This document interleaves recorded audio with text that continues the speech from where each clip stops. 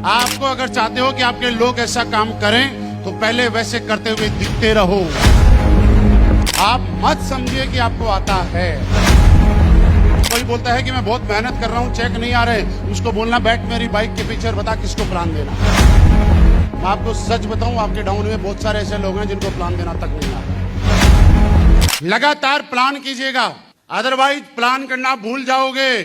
आपके वेन्यू पे जाके जब आप क्लोजिंग करते हो ना, आपके शहरों में छोटे छोटे वेन्यू होते हैं, यहाँ पे कोई रूबी स्टार और सफायर बैठा है, वो संडे को क्लोजिंग तो करता है लेकिन 7 दिन में प्लान नहीं करता है।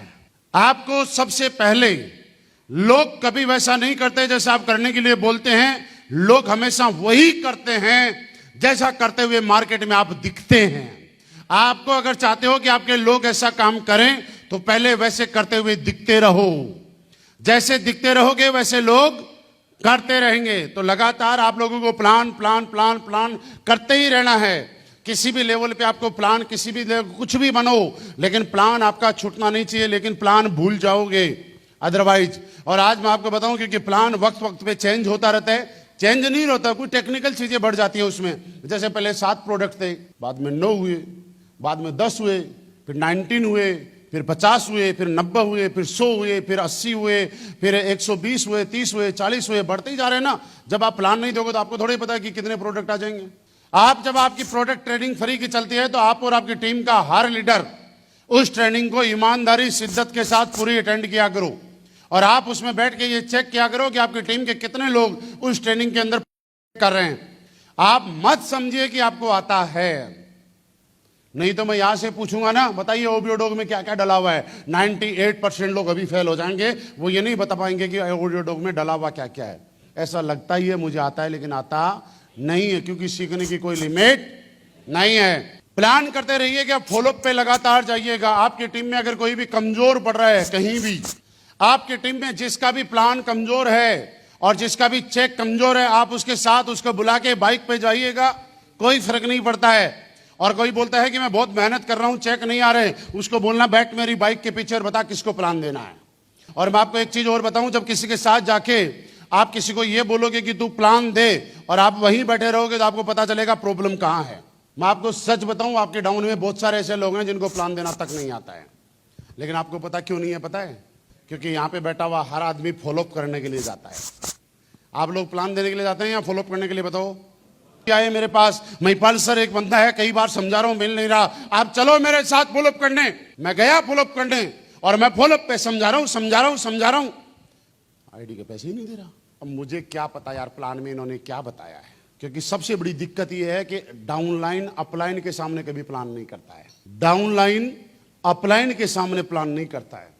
आप और नहीं, अदरवाइज आप याद करो ना, आपकी डाउनलाइन को प्लान देते हुए आपने सुना कभी? बहुत कम, अगर सुना होगा तो बहुत ना के बराबर। क्योंकि हमें तो सेकंड टाइम वो फॉलोअप पे ही तो बुलाते हैं। अब अच्छा प्लान है तो फॉलोअप का रिजल्ट आ जाएगा, अगर प्लान अच्छा नहीं है तो फॉलोअप का रिजल्ट नहीं आएगा। तो आपको एक काम आज के बाद और करना है। आपके डाउनलाइन में आपको लगता है कि ये बंदा बड़ा बन सकता है और कामयाब हो सकता है, उसके साथ बैठिएगा और बोलेगा नहीं तू प्लान दे, मैं सुन रहा हूं, प्लान दे, मैं सुन रहा हूं। और 2 काम और करना, जब आपकी डाउनलाइन किसी को प्लान दे रही होती है तो बीच के अंदर मास्टर बन के टोका टाकी मत करना कभी भी। लगता है डाउनलाइन गलत प्लान दे रही है और हम वही ठीक कराते, अरे सर रुको, ऐसे नहीं ऐसे, आगे करो। फिर बोलते हैं ऐसे नहीं ऐसे। फिर जिसको प्लान देने गए उसको पता है क्या लगता है, जो आदमी मुझे प्लान देने आया है उसको कुछ आता नहीं है और इसके साथ मेरा भविष्य सेफ नहीं है। ये डाउट आप पैदा कर जाते हो। अगर आप अपलाइन हो तो डाउनलाइन को साथ लो, उस पास में बैठे रहो चुपचाप, प्लान सुनो क्या क्या दे रहा है, ध्यान रखो, पूरा मोबाइल पे मत लगो, ध्यान रखो क्या क्या बोल रहा है एक एक वर्डिंग पे। और आपको लगा कि कहां कहां गलत बोल रहा है, मोबाइल में या कहीं भी मन में नोट कर लो। जो उसने गलत किया वहीं बैठ के लास्ट में जब आप क्लोजिंग और फॉलोअप करते हो तो वो सुधार दो।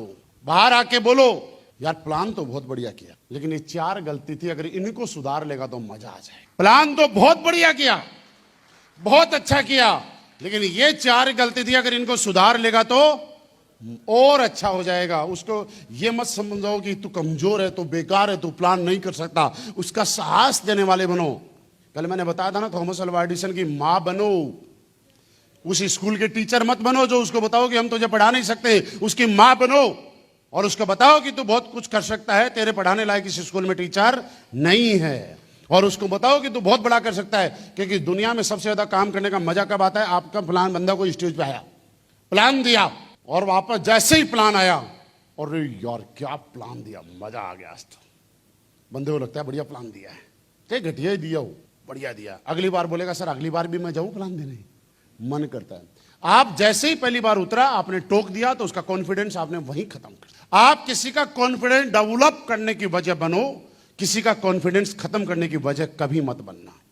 किसी का विश्वास डेवलप करने की वजह बनना, किसी का विश्वास खत्म करने की वजह कभी मत बनना। और इसके लिए आपको आज के बाद आपकी टीम में जिनको भी कामयाब होते देख रहा हूं, अगर मैं किसी को ज्वाइन कराऊंगा तो मेरा भी फर्ज यह बनता है कि मैं शुरू के 5 प्लान उसके साथ जाऊंगा, पास में बैठूंगा, उससे प्लान दिलवाऊंगा, सुनता रहूंगा, जिन जिन पॉइंट पे गलती करी बताऊंगा, दूसरा प्लान फिर उससे दिलाऊंगा, मैं बैठा रहूंगा, फिर गलती करी मैं ठीक करवाऊंगा, तीसरा प्लान फिर उससे दिलवाऊंगा, फिर गलती करी फिर ठीक करूंगा, चौथा प्लान दिलाऊंगा, 5वें प्लान के बाद गलती नहीं बचेगी, बाद में मेरे से अच्छा प्लानर वो तैयार हो जाएगा दोस्त। लेकिन पहले मुझे उसके साथ ये करना पड़ेगा। क्या ये करने के लिए तैयार हैं? हम लोग गलती सिर्फ ये करते हैं कि हम सिर्फ फॉलोअप करने के लिए जाते हैं। क्या करने जाते हैं मैं समझाता हूं। ये दीवार है, कई आपने दीवारों पे देखा होगा, कितनी ही बारिश हो जाए कभी सीलन नहीं आती है, और कई दीवारों पे हर साल पेंट करना पड़ता है, हर साल प्लस्तर करना पड़ता है, फिर भी सीलन आ जाती है। आप लोग प्लस्तर करने जाते हैं, लेकिन ये नहीं देखते कि उसकी दीवार कैसी बनी है, उसमें मसाला कैसा लगा है।